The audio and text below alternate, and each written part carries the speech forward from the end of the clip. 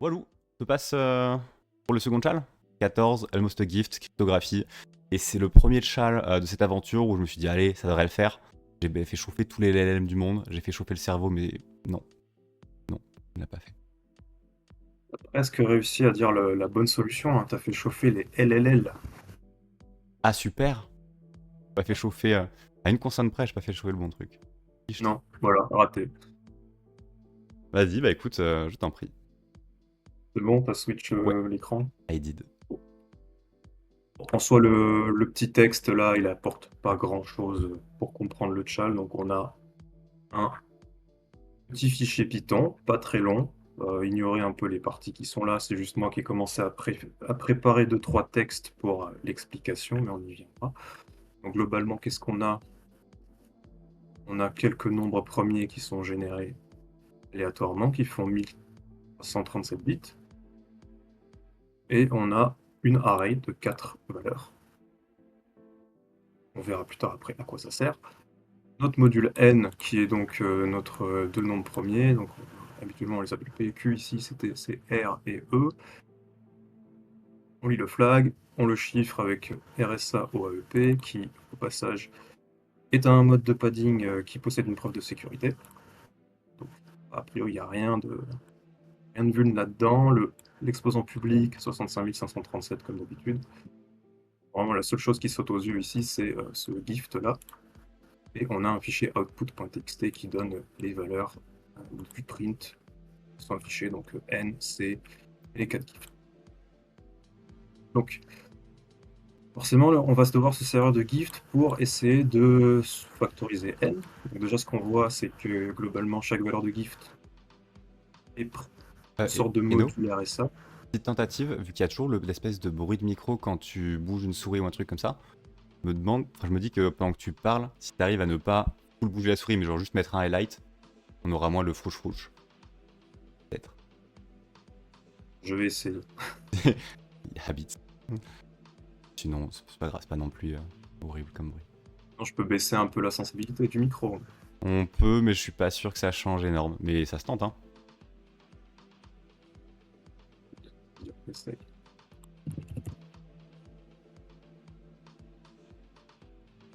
Vas-y, vas-y, reparle-moi un peu. Bah, là, j'essaie de parler. Non, écoute, nickel. Après, j'ai pas bougé la souris. Là, je bouge la souris. Ouais, c'est ça, ça le fait direct. Vas-y, t'inquiète. Passe. Je remets comme c'était, parce que Ah, sinon... là-haut. Hop, Ok. non. Vas-y, vas-y. Change plus. T'embête pas. Ignore-moi. Fais la crypto. Donc tu sais si bien le faire. Donc, je disais que c'est... Une valeur de gift est générée avec un nombre premier en commun avec n, donc le grand R là.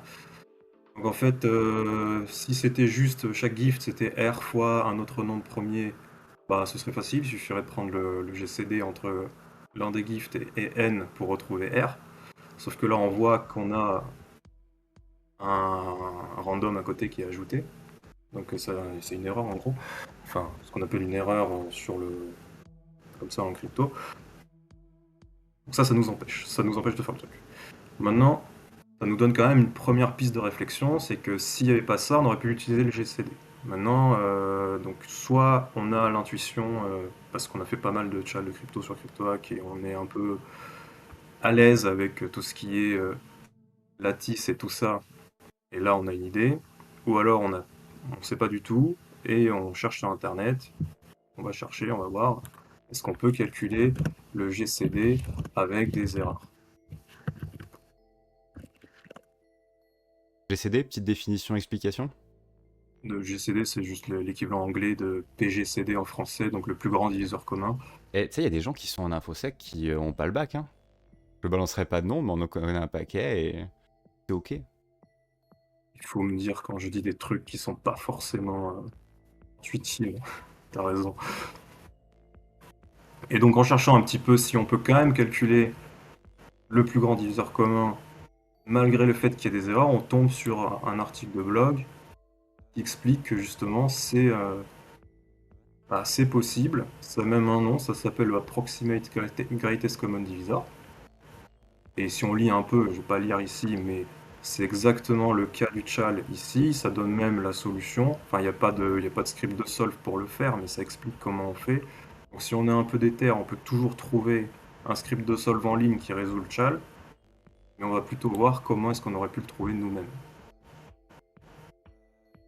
Donc si je regarde le tout premier, si je l'écris sous forme d'équation, pour faire simple, donc je l'appelle G0, c'est R fois O, hein, plus une petite erreur que j'ai appelée Z0 ici. Ce qui est important de noter, c'est que l'erreur là, elle est assez petite comparée à chacun des facteurs, puisqu'elle fait que 666 bits au lieu de 1337. Ce qu'il faut, là où il fallait avoir une petite intuition, c'est que si jamais on n'avait pas G0, mais petit e fois G0, qu'on multiplie chaque chose par E, en fait, on se retrouve en ayant n ici. On fait apparaître n dans notre équation, qui fait qu'on a n fois un des facteurs qu'on ne connaît pas, plus notre petit e qui est aussi un facteur de n fois la marge d'erreur. Ce qui est intéressant ici, c'est que ça, c'est un grand nombre, peu importe, et ça, c'est petit comparé à n. Puisque e, il fait 666 bits, 0, il en fait 1337. Alors que n, il fait 2 fois 13 037 bits. Donc, en quoi ça va nous aider? Déjà, le fait de parler de fait qu'il y a des valeurs plus petites que d'autres, pour ceux qui ont un peu l'intuition avec les lattices, bon, on sait qu'on peut représenter des vecteurs courts et retrouver ce genre de choses avec un algorithme qui s'appelle LLL. Donc là, ce que je fais, c'est que je vais écrire ça d'une autre manière. Parce qu'à la fin, du coup, moi, je veux isoler la valeur qui est petite.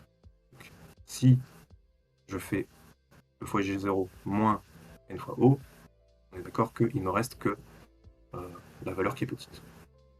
Et je peux faire ça sur chacune des 4 équations. Sauf que je connais pas O, je connais pas E. Tout ce que je sais, c'est que ça, c'est petit. Donc en fait, si je représente ça sous forme de matrice, parce qu'on peut représenter des systèmes d'équations sous forme matricielle, c'est pratique pour faire des calculs et pour les résoudre.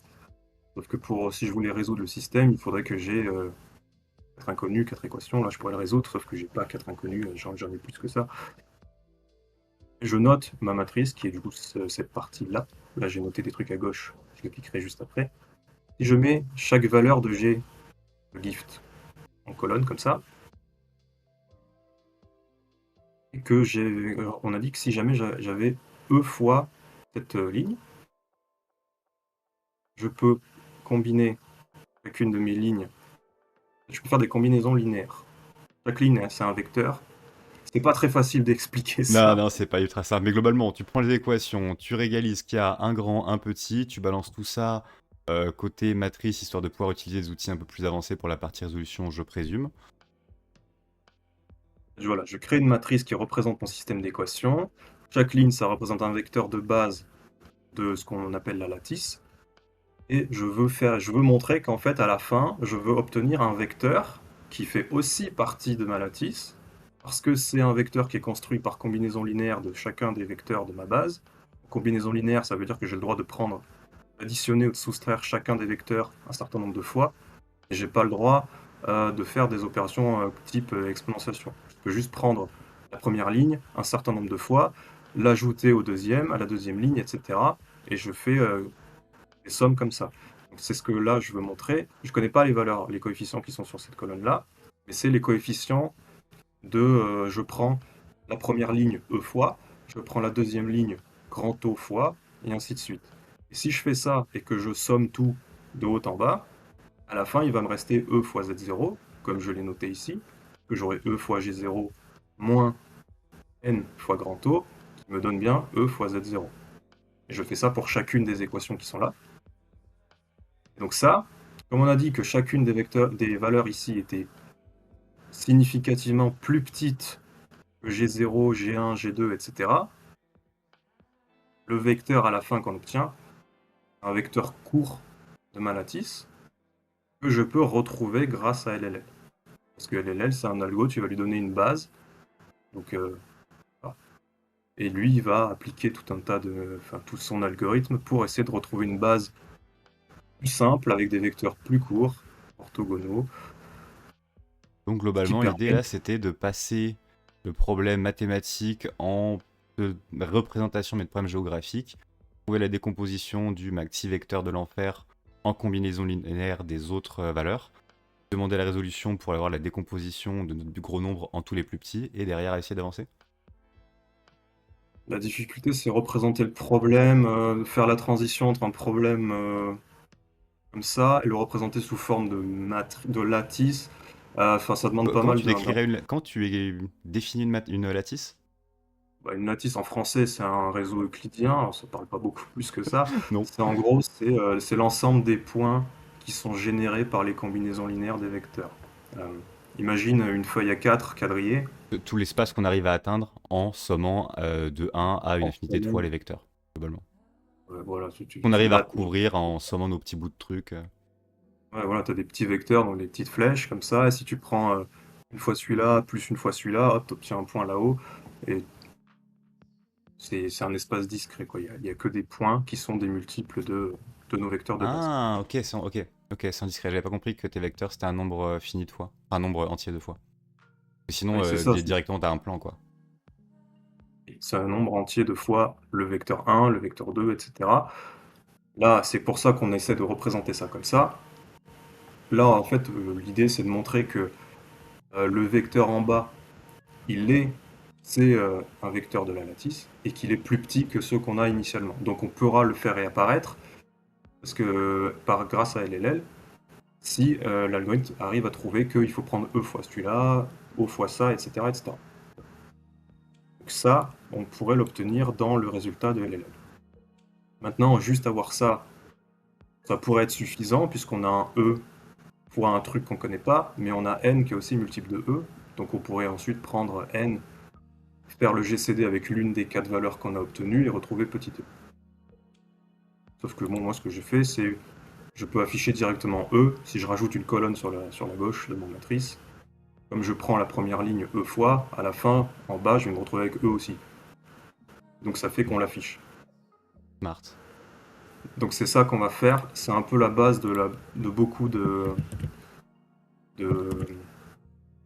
JAL avec les lattices. Donc est-ce que là, ça m'a bien pris mon truc?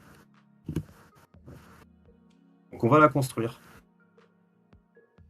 Donc on va prendre notre matrice M.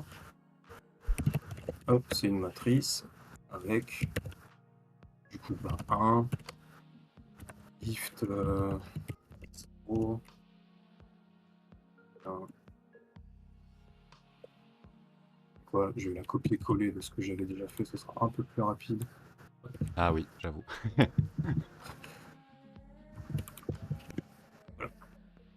Donc, si on l'affiche, bon, c'est un peu dégueulasse. On a bien une matrice qui ressemble à ça. On a un 1 en haut, on a nos G1 ici, on a nos diagonales avec les moins n. L'idée maintenant, c'est qu'on applique LLM dessus. Coup d'import. Mauvaise syntaxe. Et donc là-dedans, ben, ça va nous donner une autre matrice, donc une autre base, qui n'a pas du tout la même tête, hein. Ça ne ressemble à rien, mais le premier vecteur de cette matrice, il est plus court que les autres parce que la taille en bits de chaque élément du vecteur est assez petit. Je regarde ça. Ça marche ça? Ouais. Le premier il fait 1337 bits. C'est normal parce que c'est notre E. Si ça a marché, c'est notre E, qui est normalement bien de 1337 bits. Alors que les suivants sont plus petits. Wait. Ils sont plus. Non, ils sont pas plus petits que lui, pardon, mais ils font la taille de E fois Z0. Donc ils font ça plus 666, à peu près. Moins Hein. les préfixes qui peut être nul, quoi. Ouais, parfois ça peut être un peu plus petit, un peu plus grand. Mais ça reste plus petit que la taille de N.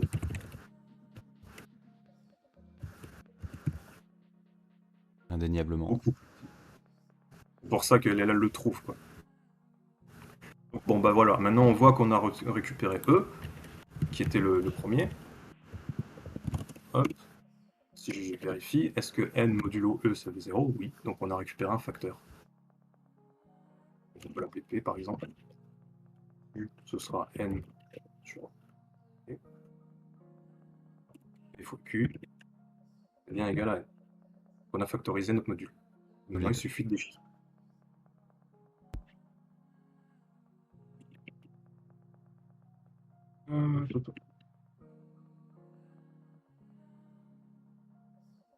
Et le D, j'ai pas calculé encore. Et ben, en tout cas, je suis pas déçu de pas avoir cramé plus de temps que ça dessus parce que je l'aurais jamais eu. Jamais eu. Comme dit le steak, zinzin la crypto, hein. Clairement, des gens ils sont faits pour. Ou en tout cas, ils se sont donné les moyens en bossant pour aller taper de la crypto. Moi, pas. C'est loin derrière, les maths, ça vraiment. C'est pas évident, ces maths-là. Honnêtement, j'ai mis beaucoup de temps avant de commencer à développer une petite intuition aussi. Ça fait à peine un an que je commence à avoir une intuition pour transformer les problèmes comme ça en lattice et comprendre pourquoi ça marche, parce que ça reste pas mal de la magie noire quand même, la plupart du temps. Ah, déjà, faut avoir connaissance que ça existe aussi. Tu peux être chaud en maths, mais juste pas avoir touché à ce problème et pas connaître le nom Ouais. du type de problème auquel ça s'apparente. Et derrière c'est la douleur. Oh no! Qu'est-ce que j'ai fait?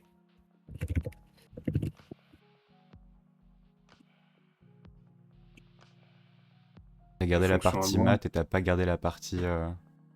Ah si, j'ai tout. Bah en vrai, c'est vrai que j'aurais juste pu reprendre ça. Ouais. Et c'est relativement ce que t'as fait, il me semble. Oui, ça c'est ce que j'ai fait. Je sais plus comment utiliser mes fonctions, mais ça c'est un problème classique. Qu'est-ce qu'il fait là? Oh J'ai no. mal calculé mes trucs. P, Q, ils sont négatifs. Je suis pas le seul à choke des challenges. Ouais. Yes. Ouais. Alors je tiens à dire quand même, quand on pré-stream, on s'est dit, bon, ça va être plus fluide que la première partie parce qu'on a un peu revu les challenges qu'on voulait présenter, let's go. Du live. On le sait, on fait best Et voilà. effort, des fois ça mini quack, et des fois ça maxi quack également. Et des fois, Ok, bon. bar quack. C'est bon, voilà. GG. Problème de signe. Terrible. Et bah GG quand même pour l'avoir solve. Combien il y en a qui l'ont solve celui-là? 40. Putain, 40 quand même, hein, les gens, vous êtes impressionnants. C'est beau. Ah, ce que je disais, hein, tu peux aussi trouver la solution sur Internet. Une fois que tu as trouvé le nom du problème mathématique qu'on te demande de résoudre, tu peux trouver un solve sur le net. Hein. Ouais, ok. Ok. Bah pour le coup, j'ai tenté, sans succès. Hip. N'hésite pas si t'as des bonnes ressources vis-à-vis de ça à me donner, je les mettrai en description de la vidéo aussi. Donc à faire. Voilà, partie lattice. Bah après, il y a une bonne partie de chal sur CryptoHack qui t'apprennent un petit peu à Manipuler développer ça. cette intuition-là, je crois. Ouais, et bah painful la crypto quand même. Hein. Tu as toute une catégorie lattice ici. Explique un peu tout ça. Donc au moins faire la partie intro, ça peut aider à comprendre. Ouais, clairement. Ah bon, le nombre de plateformes et le nombre de spécialités, il faut clairement avoir un temps infini pour pouvoir en faire. Ouais, bah ouais. Ou être sacrément efficace, comme certains. Nicost. Se trouver sa spé, quoi. Ou trouver sa spé. Ouais, mais bon, quand tu te spécialises trop dans un domaine, derrière, tu vas arriver sur un problème, il y aura une tâche entry level dans l'autre. Tu vas faire je peux pas. Ou avoir les copains. Appeler les copains, c'est fait pour ça aussi. Ah non, c'est pas fait pour ça, mais ça peut.